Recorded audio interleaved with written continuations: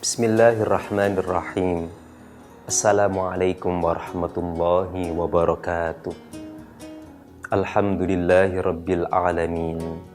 Wassalatu wassalamu ala sayyidil awwalin wal akhirin. Nabiyyina wa maulana wa syafi'ina Muhammadin wa ala alihi wa ashabihi ajma'in, amma ba'd. Bolare TV yang berbahagia dimanapun Anda berada, alhamdulillah kita bersama kembali dalam program kesayangan kita, Titian. Kalau kita berkenan untuk mencermati ayat-ayat di Al-Quran yang lebih dari 6.000 itu, maka kita akan dapati betapa Allah itu menyajikan di dalam kitab suci Al-Quranul Karim ragam kisah yang banyak sekali. Kalau dipetakan, porsi kisah di dalam Al-Quran itu lebih dari 50%. Jauh lebih banyak daripada ayat-ayat yang berbicara tentang konstitusi syariah. Jauh lebih banyak juga dibanding ayat-ayat yang berbicara tentang tauhid. Kisah disajikan begitu banyak oleh Allah di Al-Quran. Itu Al-Quran bolo. Dan baginda Nabi Muhammad sallallahu alaihi wasallam itu juga dalam banyak kesempatan menyajikan kisah-kisah penuh hikmah di depan para sahabat-sahabat beliau sallallahu alaihi wasallam. Di antaranya adalah satu kisah yang pernah baginda Nabi Muhammad sallallahu alaihi wasallam disampaikan kepada para sahabatnya. Kisah ini termaktub dalam kitab Sahih Bukhari nomor hadis 1421 dan di kitab Sahih Muslim nomor hadis 1022. Di mana di kisah itu baginda Nabi itu berkisah ada sosok yang hobinya itu adalah bersedekah. Ada sosok yang hobinya itu berderma. Dan bersedekah itu di antara ibadah sunnah yang luar biasa bolo. Karena apa? Karena sedekah itu tidak hanya ketaatan kepada Allah, tidak hanya ketaatan juga kepada sunnah Rasulullah, tapi juga sebagai bentuk kasih sayang dharma bakti kepada sesama. Orang ini tadi itu bersedekah dan selalu ingin sedekahnya itu ojo sampai ketahuan orang sama sekali. Makanya dia seringkali saat bersedekah itu budalnya, berangkatnya itu malam hari gelap, terus mengenakan sekian kostum yang kalau bisa itu yang nerima itu nggak tahu kalau dia yang sedekah. Begitu. Nah, dalam satu malam dia ingin bersedekah. Keluar malam-malam, menyelinap, dia sweeping di sebuah pasar yang biasanya pasar itu kan sentra kerumunan orang. Di sana juga ragam manusia ada, mulai dari sejahtera, mulai dari prasejahtera, mulai dari yang du'afa juga ada. Dia berharap malam itu dia menyampaikan sedekahnya ke orang yang tepat menurut penilaian dia. Budal deh, gawe duwe akeh, seleksi, ada nih si A. Disampaikan sedekah itu, Bapak, ini hadiah dari saya. Pokoknya dikasih lah, sedekahkan. Seweneng yang nerima itu. Nah, orang yang bersedekah tadi karena sudah hobi, biasanya orang itu kalau sudah hobi, setelah melakukan hobinya, itu kan biasanya ada kepuasan batin, Bolo. Nah, ini hobi yang unik untuk manusia modern. Meskipun ada juga hari ini orang itu yang hobinya sedekah. Hebat itu kalau sampai bisa mendudukkan sedekah sebagai hobi. Pulang lego, alhamdulillah. Keesokan harinya viral. Di pasar itu viral. Viralnya adalah bahwa tadi malam ada seorang pencuri yang ketiban rejeki numpluk dari sosok yang misterius. Nah, orang yang tadi bersedekah itu sampai informasi ini ke beliau dan dia menyadari, loh, ternyata tadi malam itu yang saya kira adalah orang yang layak dibantu menerima sedekah, ternyata pencuri itu. Dia langsung spontan memuji Allah. Allahumma lakal hamdu. Ya Allah, hanya untuk panjenengan segala puji. Karena dia merasa malam itu sedekahnya itu tidak tepat sasaran, dia berencana mengulanginya lagi, Bolo. Ya sudah, yang kemarin biar saja, malam ini aku akan berderma lagi. Kembali dia menyelinap malam-malam, dia menyusuri satu lokasi yang berbeda dari lokasi yang pertama. Di pasar juga. Saya ketemu, kalau tadi malam laki-laki, ini wanita. Wah, ketoke pantes ini dibantu. Disampaikanlah sedekahnya. Des. Seperti biasa, ben mari sodako itu lego, ayem, marem, puas hatinya. Sudah pulang ini orang tadi. Keesokan harinya kembali viral mulu. Viral lagi bahwa tadi malam ada seorang pezina ketiban rejeki numpluk. Ada seorang pezina ketiban rezeki numpuk. Informasi ini sampai ke orang yang sedekah tadi. Luala, ternyata tadi malam itu yang nerima itu pezina. Dia kembali menengadah ke langit, mengulang doa yang sebelumnya. Allahumma lakal hamdu. Ya Allah, hanya bagi panjenengan segala puji. Yuk, merasa malam kedua kok belum pas ya. Artinya dia menilai secara lahiriah itu sang penerima sedekahnya itu kurang pas. Diulangi mana? Sudahlah, nanti malam ketiga tak budan lagi, tak sedekah lagi. Kepada siapa, Bolo? Apakah yang ketiga ini sudah pas? Atau ada sosok lain yang ternyata unpredictable? Jangan kemana-mana, Bolo ya. Tetap di Titian.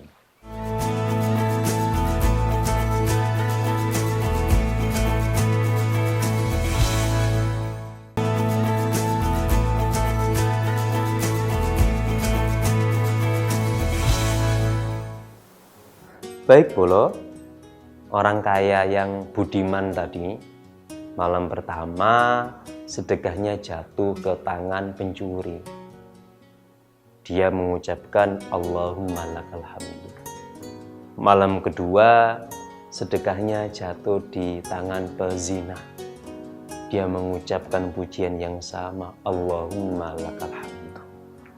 Malam ketiga dia ulangi lagi. Budal di lain tempat, dia nemu sosok yang menurut dia pas untuk menerima sedekah saya. Seperti biasa langsung tanpa basa-basi disampaikan, terus dia berangkat. Keesokan harinya kembali viral.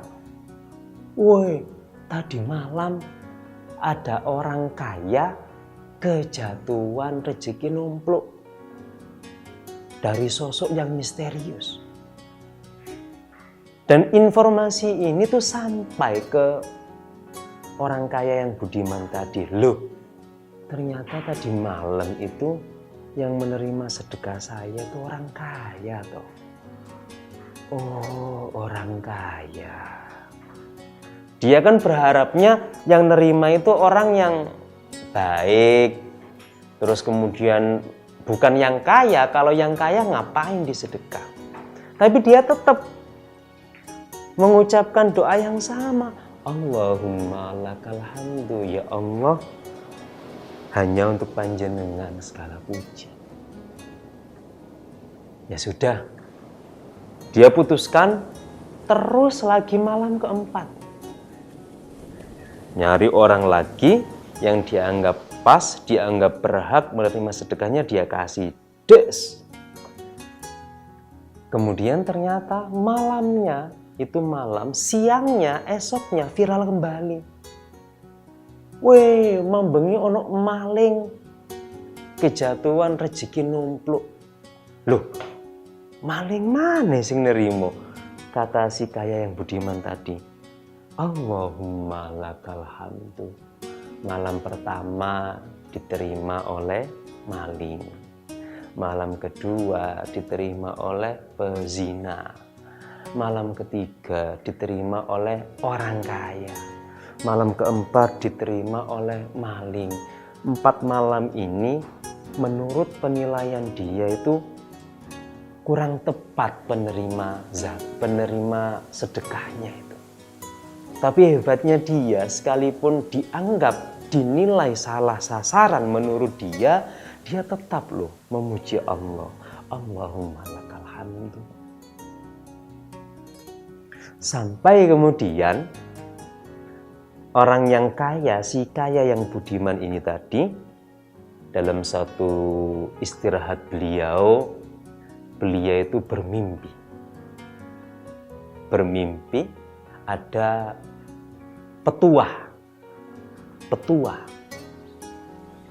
Di mimpi itu ada suara seperti ini, sebagaimana tersebutkan dalam hadis yang tadi diriwayatkan Imam Bukhari dan Imam Muslim. Amma sadaqatuka ala sarik fal'allahu an yasta'ifa an sariqatihi. Wa amma zaniya fal'allaha an tasta'ifa an zinaha. Wa amma al-ghani fal'allahu ya'tabiru fayunfiqu mimma a'tahu Allah. Begini dalam mimpi ya, si kaya yang budiman tadi. Sedekahmu yang jatuh di tangan pencuri itu barangkali bisa menjadi penyebab dia untuk pensiun dini dari aktivitas mencurinya. Sedekahmu yang salah sasaran diterima pezina itu barangkali bisa jadi sebab dia pensiun dini dari aktivitas zinanya. Sedekahmu yang diterima orang kaya tadi barangkali bisa menyadarkan dia untuk tergerak berderma sepertimu, berinfak sepertimu atas anugerah yang Allah berikan kepadanya. Terus dia terbangun. Nah, ketika terbangun itu dia merasa inilah jawaban dari Allah Subhanahu wa Ta'ala yang dalam mata dia, dalam pandangan dia, 4 sedekah di malam itu dinilai tidak tepat sasaran, tapi Allah memberikan petunjuk melalui mimpi bahwa tadi itu bisa jadi ada hikmah di balik ketidaktepatan sasaran sedekahnya. Jadi itu poloy. Lalu apa yang bisa kita ambil dari kisah baginda Nabi ini yang disampaikan kepada sahabat-sahabat beliau? Pertama adalah bahwa kapanpun dan dimanapun pasti ada orang saleh kapanpun dan dimanapun pasti ada orang saleh. Ini sebagaimana yang disebutkan dalam Al-Quran surah Ar-Ra'd ayat 8, walikulli qaumin had, kata Allah. Dan bagi setiap kaum, bagi setiap komunitas, Allah itu menyiapkan had. Siapa? Seseorang yang memberikan petunjuk. Dimanapun dan kapanpun Allah pasti menyiapkan orang yang saleh. Karena tersebutkan dalam beberapa kitab sufi bahwa selagi di dunia ini masih ada orang saleh, masih ada anak kecil, masih banyak hewan-hewan liar, masih banyak tanaman-tanaman tumbuhan, Allah masih menangguhkan kiamat. Dimanapun dan kapanpun Allah pasti menyiapkan seseorang yang saleh. Hikmah yang kedua apa? Jangan kemana-mana, bolo, tetap di Titian.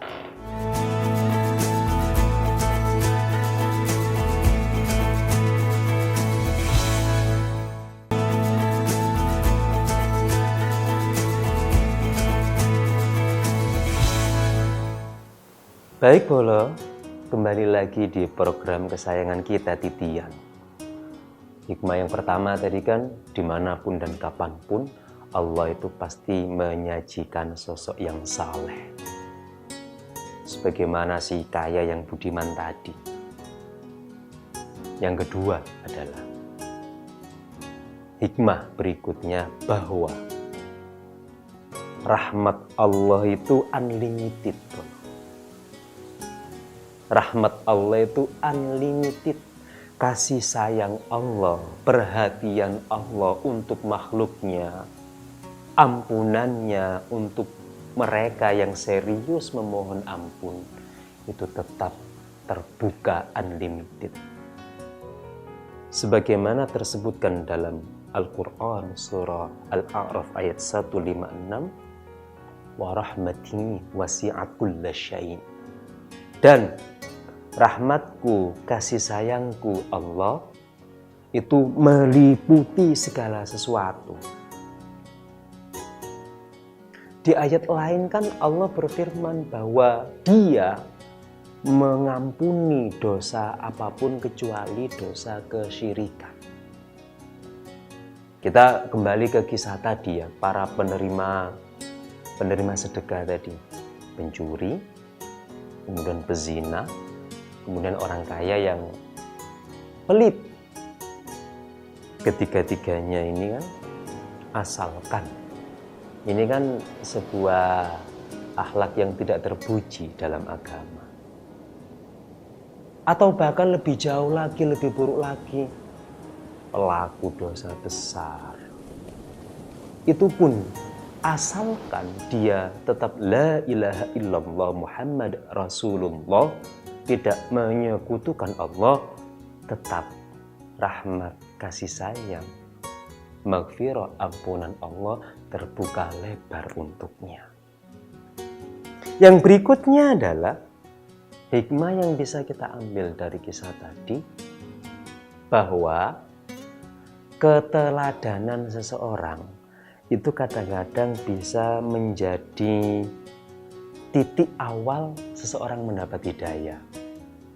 Atau kita bahasakan begini, kebaikan seseorang, baik yang kecil, sedang maupun yang besar, itu kadang-kadang bisa menjadi titik awal seseorang itu mendapatkan hidayah. Terkesan.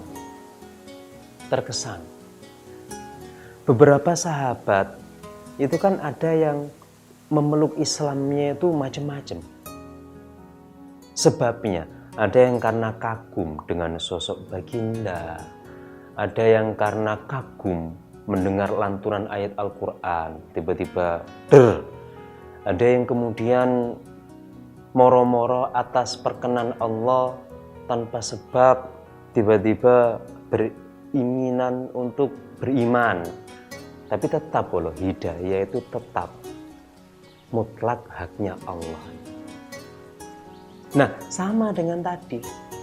Ayo deh kita itu membiasakan diri itu untuk menebar kebaikan. Dari yang paling kecil, buang sampah pada tempatnya. Kalau dalam hadis kan dicontohkan lewat jalan ada duri atau apapun, itu kan baginda Nabi memerintahkan kita itu ya disingkirkan duri itu. Disingkirkan apapun itu yang menghalangi jalan. Terus dengan senyuman, ya kita biasakan ya, melakukan kebaikan kepada siapapun. Bisa jadi mereka yang menerima kebaikan dari kita atas perkenan Allah bisa jadi klik, tersentuh, dan ikut juga melakukan kebaikan itu. Kayak tadi di mimpi disampaikan, bisa jadi pencuri yang menerima sedekahmu itu pensiun dini dari aktivitas mencurinya. Itu ya. Jadi kalau melakukan kebaikan itu nggak usah pilih-pilih, nggak usah pilih-pilih siapapun. Nah, bisa jadi itu cara Allah itu memberikan hidayah ke makhluknya yang lain. Ya alhamdulillah kalau gara-gara melakukan kebaikan kepada orang lain, kok bisa membuat orang lain itu jadi baik karena keteladanan dari kan top gitu. Investasi ganjaran. Hikmah berikutnya dari kisah hadis tadi adalah bahwa kepasrahan kepada Allah atas apapun harus menjadi prioritas utama dan harus didudukkan di awal. Tawakal itu jangan dijadikan serep. Usaha dulu, jedet, mentok baru tawakal. Mestinya dari awal itu sudah tawakal. Tawakal ikhtiar itu kan berbarengan. Seperti itu. Sebagaimana yang Allah firmankan di Al-Quran surah Ali Imran ayat 159. Fa'idha azamta fatawakkal 'ala Allah. Ketika engkau punya keinginan, maka bertakwalah kepada Allah. Ketika kita punya rencana, sebelum action, tawakal dulu. Tawakal didudukkan di awal, kemudian berbarengan dengan ikhtiar atau usaha. Keteladanan berikutnya yang bisa kita ambil adalah bahwa mimpi itu kadang bisa menjadi isyarah baik. Mimpi itu kalau di tafsir Ahlam, karya Imam Ibnu Sirin itu kan ada dua. Ada ar-ru'ya as-sadiqah, ada ar-ru'ya al-kadhibah. Mimpi yang benar bisa jadi dari Allah, ada yang mimpi yang bohong, bisa jadi bunga tidur atau gangguan dari syaitan. Mimpi yang benar itu bagaimana? Di antaranya adalah tanda. Mimpi yang benar adalah seketika bangun, boleh itu masih ingat detail ceritanya. Blek, blek, blek, blek. Kemudian mimpi itu terulang beberapa kali, sekurang-kurangnya 3 kali dengan segmen atau dengan alur cerita yang sama, detail yang sama, dan bolo masih mengingatnya. Itu diantara ya tanda-tanda mimpi yang boleh jadi itu adalah ilham dari Allah. Ada beberapa kriteria tanda-tanda mimpi yang benar bisa jadi ilham dari Allah.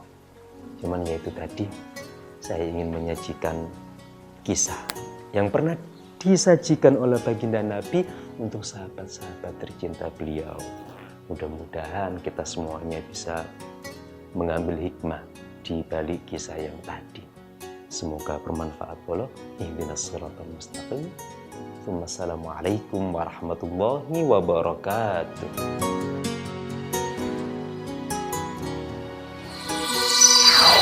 TV.